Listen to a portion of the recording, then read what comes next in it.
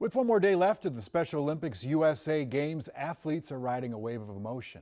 It's not just the high that comes with competition, but there's also the stress of travel and being in a new environment. Kent Erdahl shares how the athletes are being supported. The Special Olympics USA Games is a big deal for Minnesota and every athlete who made it here. I compete gymnastics. My favorite is the floor. But for Emma Dodici, traveling here to compete from New York also brings big feelings. It's my first time being here for the state games. Which is why she and her New York teammate Izzy and then breathe out. Are thankful to get a mental health breather. And sometimes you gotta just kind of twist. With support. There you go. From professionals. They go through a brief screening that just checks in on how they might be feeling for today. Heidi Bosch Ryan is clinical director for Optum Health, which is staffing Special Olympics Strong Minds, where after that initial screening, athletes can tap into the calming powers of art, stretching, and breathing. There you go. To regulate all those big emotions. So that's a deep breath. Being a volunteer as part of it is also a psychologist in the field. It feels very meaningful because you get to have these moments where you see the tool or the strategy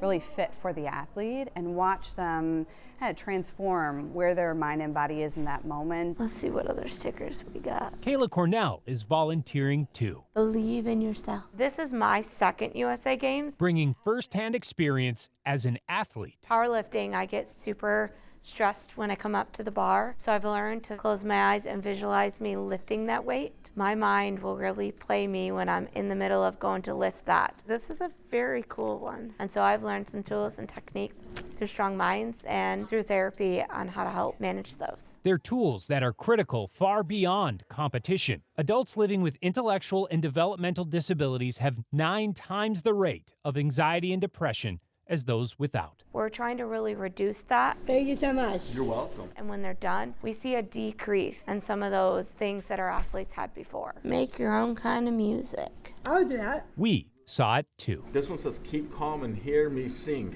Oh yeah, no, thank you. Izzy and Emma credit these techniques for thriving. Oh, I love this point. On the biggest stage. 2 buns, 1 shovel, and foot face, and a wall. I feel confident. I feel my heart open. This is so incredible here. I still love it.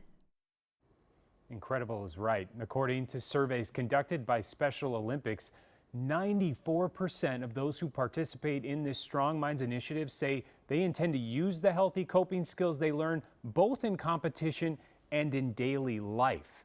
And that's what this is all about, Chris. That was amazing, man. It's really cool. That statistic was interesting. You said that these athletes that compete have a 9x higher rate of depression and anxiety? Adults with developmental and intellectual disabilities, Altogether. Chris, and that was from a study conducted by Special Olympics.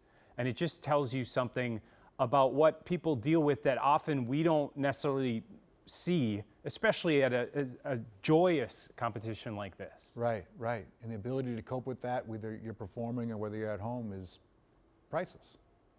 Yeah. Thank you, Kent. Appreciate it.